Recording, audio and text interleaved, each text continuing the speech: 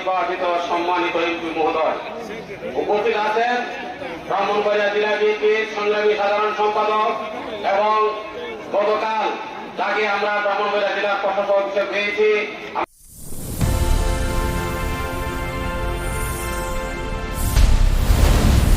SK Mamoon Media 24 আমাদের সেই সংগ্রামী নেতা জনাব সিরাজ ভাই উপস্থিত আছেন। আমাদের ব্রাহ্মণবাড়িয়া জেলা বিএনপির সাবেক সভাপতি এবং সাবেক পৌর চেয়ারম্যান জনাব হাফিজুর মঙ্গল কুচি এবং আমাদের মধ্যে উপস্থিত আছেন আমাদের জেলা বিএনপির সহসভাপতি অ্যাডভোকেট জনাব শফিক ভাই, উপস্থিত আছেন জনাব আলী আজম ভাই সহ এই মঞ্চে উপবিষ্ট সকল আমন্ত্রিত নেতৃবৃন্দ, বিভিন্ন রাজনৈতিক দলের নেতৃবৃন্দ, প্রিয় মুক্তিযোদ্ধাগণ সহ হিন্দু মুসলমান সহ আপনারা যারা সমবেত আছেন সবাইকে জানাচ্ছি আমার সালাম এবং আদাব। প্রাণপ্রিয় নাসিরনগরবাসী, দীর্ঘ 17 বছর পর এই পূর্ণাঙ্গ রূপে ব্রাহ্মণবাড়িয়া জেলা বিএনপির সকল নেতৃবৃন্দকে নিয়ে আপনাদের দোয়া এবং সহযোগিতা গত ত্রয়োদশ জাতীয় সংসদ নির্বাচনে আপনারা যারা হিন্দু মুসলমান সকলে মিলে আমাকে ভোট দিয়ে জয়যুক্ত করেছেন, আপনাদের প্রতিনিধি হিসেবে আমাকে সংসদে প্রেরণ করেছেন, সকলে মিলেমিশে আমরা আজকে আমাদের জেলা বিএনপির পূর্ণাঙ্গ করে নিয়ে আজকে আমরা এই ইফতার মাহফিলে সমবেত হতে পেরেছি। ভাইয়েরা আমার, সেটা সম্পূর্ণ আপনাদের কৃতিত্ব এবং আপনাদের অবদান।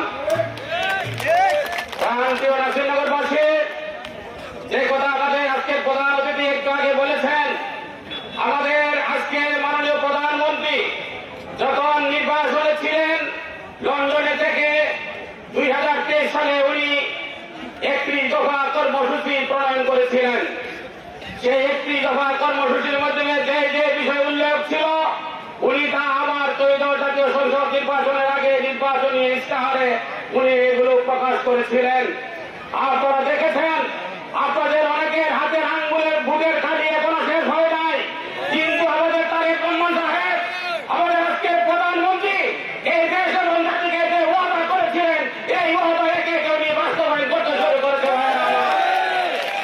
আমরা বিশ্বাস করি আমাদের প্রয়াত নেতা শহীদ প্রেসিডেন্ট জিয়াউর রহমান যেভাবে এই বাংলাদেশকে শস্য শ্যামলা সুজলা সুফলা বাংলাদেশ রূপান্তর করতে চেয়েছিলেন, ঠিক তারই সুযোগ্য সন্তান হিসেবে আমাদের প্রিয় নেতা জনাব তারেক রহমান এই বাংলাদেশকে এগিয়ে নিয়ে যাবেন, সেটা আমরা দৃঢ়ভাবে বিশ্বাস করতে পারি। ভাইয়ের আমার, ইতিমধ্যেই উনি টেবিলি কার্ড প্রদান করেছেন। উনি মসজিদের ইমাম, মুয়াজ্জিন, মন্দিরের যারা আছে পুরোহিত এবং গির্জা পেগুলা সহ সকল ধর্মের সকল লোকদেরকে সম্মানের আওতায় নিয়ে এসেছেন। উনি আজকে সমগ্র বাংলাদেশে একযুগে কালকরণ কর্মসূচি আবার পুনর্প্রবর্তন করেছেন, যেটি শহীদ প্রেসিডেন্ট জিয়াউর রহমান করেছিলেন। আর কিছুদিন পরেই সমগ্র বাংলাদেশের কৃষকের জন্য কৃষি কার্ডের দিনক্ষণ ঠিক করেছেন। আমরা বিশ্বাস করি আমাদের প্রিয় নেতা আজকে তারুণ্যের অহংকার বর্তমান বাংলাদেশের প্রধানমন্ত্রী যে তারেক রহমান দেশ এবং জাতির সামনে যে ওয়াদা তুলে ধরেছেন, একে একে সবকিছু বাস্তবায়ন করলে ইনশাল্লাহ এই বাংলাদেশ একটি সমৃদ্ধ বাংলাদেশ হবে, একটি সুখী সমৃদ্ধ বাংলাদেশ হিসাবে সমগ্র পৃথিবীর মুখে আমরা মাথা উঁচু করে দাঁড়াতে পারবো। ভাইয়ের আমার, প্রাণপ্রিয় নাসিরনগরবাসী, আমাদের এই নাসিরনগর উপজেলাটা এরা চির অবহেলিত আবার বেষ্টিত উপজেলা। আপনারা জানেন যে চ্যালেঞ্জ মাথায় নিয়ে আপনারা আমাকে নির্বাচিত করেছেন। এই নাসিরনগর উপজেলা থেকে 13টি ইউনিয়নের কোন জায়গায় যোগাযোগ ব্যবস্থা ভালো নাই। ইনশাল্লাহ আপনাদেরকে আশ্বস্ত করতে পারি আমাদের জেলা বিএনপি এবং আমাদের জেলার মন্ত্রী সহ আমরা মিলেমিশে আপনাদের এই অবহেলিত নাসিরনগরকে ব্রাহ্মণবাড়িয়া জেলার সাথে একটি উন্নত যোগাযোগ ব্যবস্থা ইনশাল্লাহ আমরা নিশ্চিত করে দেব। সময় অত্যন্ত স্বল্প, আদান হয়ে যাবে। আমি আপনাদের কাছে আমি শুধু দোয়া চাই, আপনারা আমার জন্য দোয়া করবেন, আমরা যেন সকলে মিলেমিশে আমাদের এই প্রাণপ্রিয় নাসিরনগরকে একটি শান্তিময় নাসিরনগর করতে পারি, এই আশাবাদ ব্যক্ত করে আমি আমার সংক্ষিপ্ত বক্তব্য শেষ করতে হচ্ছে। সবাইকে ধন্যবাদ। আসসালামু আলাইকুম।